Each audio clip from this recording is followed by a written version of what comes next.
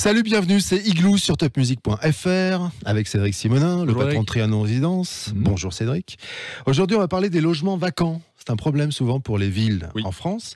Avec Suzanne Broly, bonjour. Bonjour. Alors, je ne vous présente pas complètement, c'est-à-dire qu'on va dire que vous êtes adjoint au maire de Strasbourg, la maire de Strasbourg, chargé des questions de l'habitat, parce que vous vous occupez de beaucoup de choses pour la mairie de Strasbourg. Vous êt aussi vice-présidente de l'Eurométropole. Et aujourd'hui, on vous reçoit parce que vous êtes également présidente du réseau national des collectivités mobilisées contre les logements vacants. Et c'est Cédric Simonin qui va vous poser plein de questions à ce sujet. Oui, sur une thématique qui nous tient à cœur. C'est pas commun dans Igloo de traiter de cette thématique-là, mais elle était importante. On traite plutôt l'inverse d'habitude. On traite plutôt l'inverse. Ouais. Et là, c'était important parce qu'il y a des enjeux humains essentiellement, économiques aussi, mais surtout humains.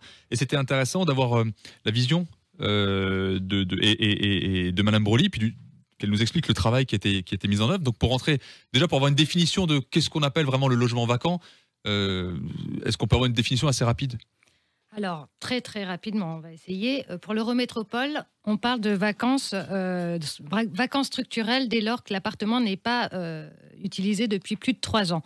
Pour le ministère, c'est plutôt 2 ans. Mais nous, on a choisi 3 années de non-occupation.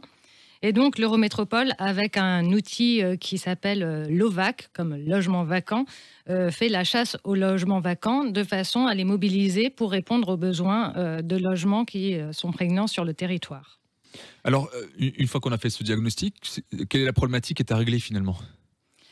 Aujourd'hui, on a alors déjà plus de 3000 logements vacants sur le territoire. Donc, je parle de vacances structurelles et 19 000 logements vacants donc, de moins de 3 ans. Et donc, la problématique, c'est d'une part qu'il faut répondre aux besoins de logement en sachant qu'on a 22 700 demandes de logement au niveau social. On a un prix de l'immobilier qui est toujours croissant et ce qui pousse certaines familles à quitter l'Eurométropole.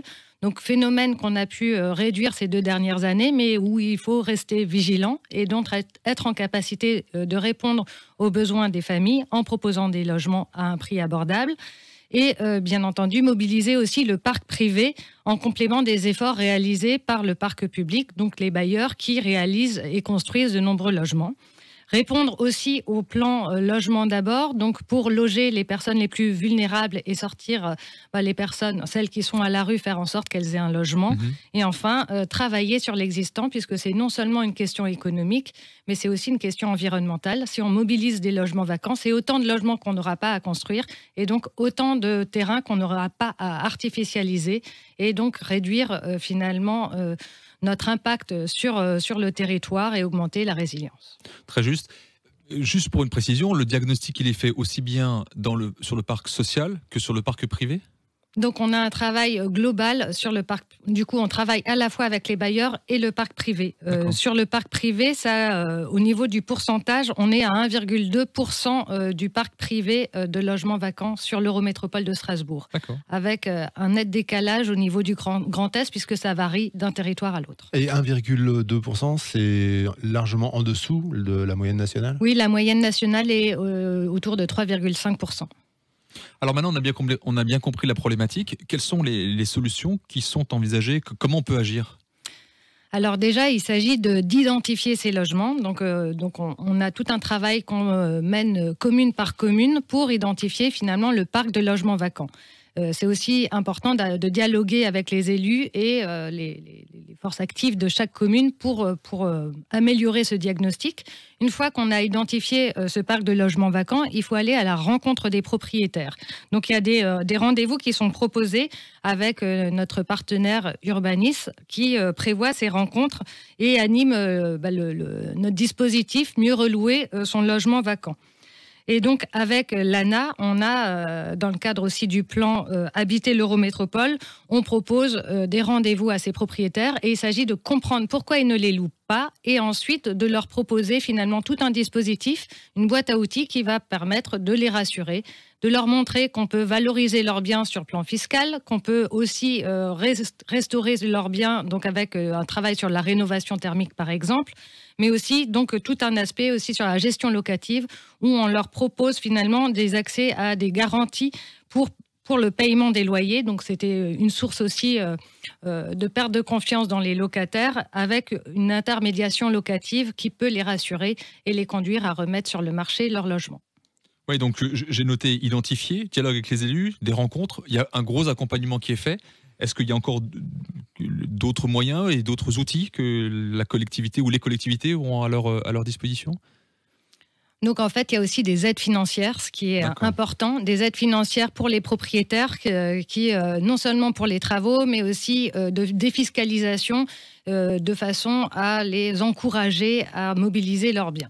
Ok. Donc une fois qu'on a fait tout ça, quels sont les objectifs qui ont été fixés? Quels sont les objectifs visés?